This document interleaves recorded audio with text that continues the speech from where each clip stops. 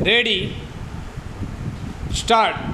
In according constitutional status to the Nagarpalika, we are but responding to the joint resolution passed by the Central Council of Local Self-Government and the All India Council of Mayors pleading for the conferment of constitutional status on the urban local bodies.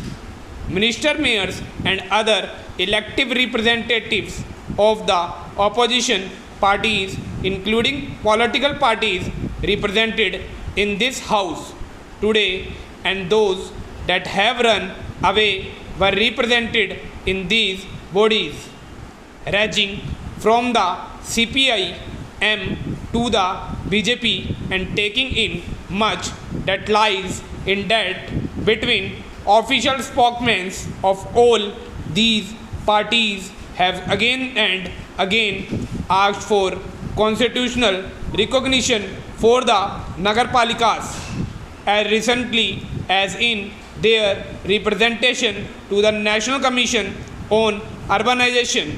The Calcutta Corporation, headed by a CPI M mayor, argued that a country wedded a grassroots level democracy must bless its local institution with a constitutional status. They want to say that this bold initiative would become much more meaningful if the roles, function, responsibilities, and obligation of various levels of government are constitutionally defined. Para.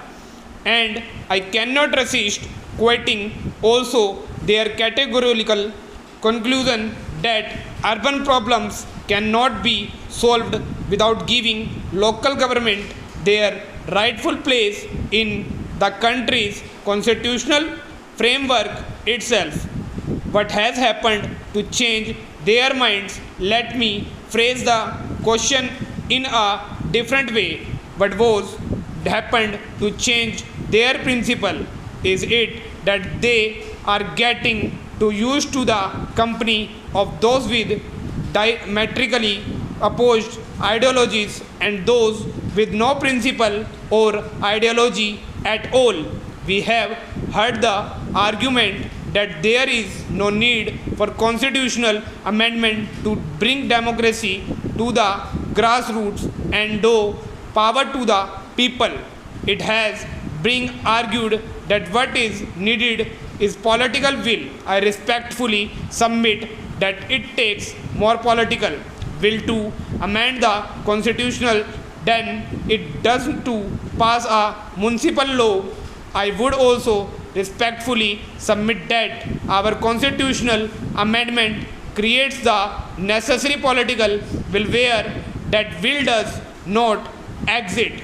There is no place in any of these for a holier than thou attitude. No party in India can claim an unblemished record in local self-government. Equally, there is no major political party in India which has not something it to its credit in regard to local self-government. There are some Congress governments that have done better than others, though there are some shortfalls which can be rectified.